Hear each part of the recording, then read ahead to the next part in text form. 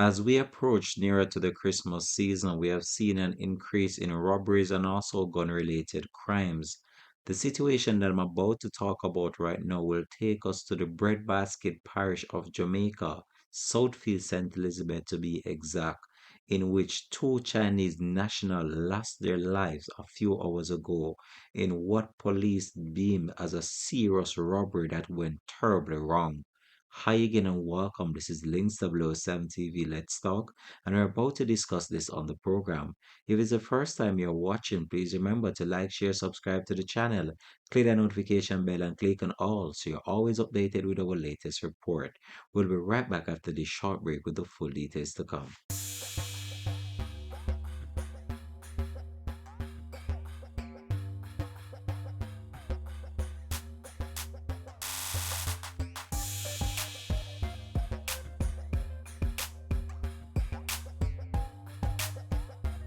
Welcome back and thanks for joining us for Links 007 TV Let's Talk. I've said it over and over again, and especially as we approach the festive season of the Christmas period, you have to be extremely careful. You have to be extremely cautious. You have to be extremely vigilant, and you have to just put measures in place for your own personal safety. Now, as it relates to business establishment over the years, this is nothing new to these establishments because more and more we are seeing an increase in robberies and activities relating to crimes taking place during this festive period. And over the years, we have seen this developing and becoming more and more of a trend as it relates to Christmas period and especially as we approach closer to the festive moment of the Grand Market session and also Christmas Day. Now, what happened in Southfield St. Elizabeth has left the entire community in shock and in disbelief after two Chinese nationals, their life were viciously snuffed out at their business establishment, Jojo supermarket to be exact.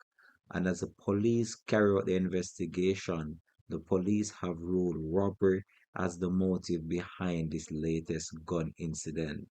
No one cannot even begin to imagine right now how that era must be feeling right now because this is not an isolated incident because in that section of the parish it has been prone to a number or a series of gun crimes in recent weeks.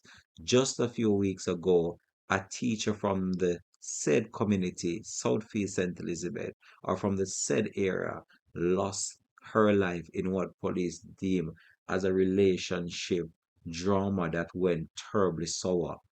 And we have looked on these situations over and over again, and we have seen how these have become more of a trend, especially as it relates to business being the target of serious robberies, because many people believe that these business establishments they do have a lot of cash, especially Chinese. Remember, some people have it to say that Chinese don't bank their money and they always have the money stack and pile at these business establishments. So let's go over to the report now that is coming outside of Southfield St. Elizabeth, which is very sad.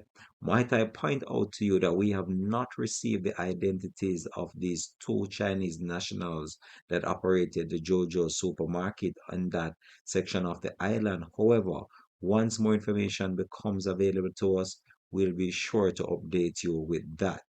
So the Junction police now have launched a manhunt for three gunmen that shot and killed a supermarket operator and his wife during a late evening robbery in Southeast St. Elizabeth on Thursday. And this would have just happened a few hours ago during the publication of this report. So not long ago that this incident happened and the Chinese couple is said to have run the Jojo supermarket in the area. And this supermarket would have been there for some time, assisting people who live close in this area, preventing them from going into the town center of Junction in St. Elizabeth. So this business would have been there helping out the community and also just providing a service to the community as well. So it is stated that this incident happened during a robbery attempt. A number of individuals were at the business establishment when this incident happened, and these individuals, they did not care whether 10, 15, 20, or 30 people was in the business establishment at the time. They went to execute a plan, and so they did. So the man died on the spot while his wife succumbed to injuries while en route to hospital. So the two Chinese nationals were at the business establishment, and it is slated that this incident happened around 8 p.m. when three gunmen entered the establishment and held up operators and also shoppers who were doing their Christmas shopping at this point in time. Now, can you just imagine how these shoppers might have felt to witness this whole entire situation unfolding right in front of their eyes? So they were there conducting their daily business, carrying out what they believe was shopping, and not knowing that this imminent danger was lurking in the backdrop of this supermarket. Now, when we look on the situation, one can even begin to imagine how shocked and how sad this is for the community right at this point in time. So it is further reported that the gunman took an undetermined sum of money and then made further demands from the operators, and this would have been the two Chinese national. So they got a portion of money from these individuals. They were not satisfied with the amount of money they got. So many people believe as if Chinese save their money in the business establishment, and people have it to say that Chinese, they do not bank their money. So when they made their demands and the amount of cash that they got from the two Chinese national that operated the Jojo supermarket, they became very angry based on the fact that they thought that these individuals had more money at the business establishment and did not want to deliver it to them. So this is now where the situation get extremely dramatic as their demands were not met, and they became very irate about the situation, believing that the Chinese had more money and just did not want to hand it over. So when their demands were not met, it is stated in a report that they opened fire, hitting the operators multiple times, and then escaped in a waiting motor vehicle that was parked outside the business establishment. So this was what resulted in the shooting incident. They came to get a portion of money, and they did not feel satisfied with the amount of cash that they received on their arrival or during the entire robbery process, and they wanted more, and their demands were not met, and this led to the shooting incident. Whether or not they had prior information about this business establishment, that is still unclear, but might be they had prior knowledge of something about the supermarket. They knew that this business establishment might have other cash snatched off somewhere in that establishment, and they do not know where to find it. So they demanded it, and their demands were not met. And this was what transpired in the end. So the fatal attack come just a week after a teacher lost her life, and that would have been Chanel Simmet was shot near Southfield in St. Elizabeth at a school as well. And this just goes to show you the time that we're living in. And this is a real serious act.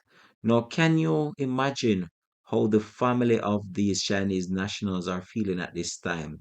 This business would have been there for some time, operated under the community, and the community would have accepted these Chinese nationals as a part of the community because they would have been operating their business there for some time, and they became like a family to the Southfield community.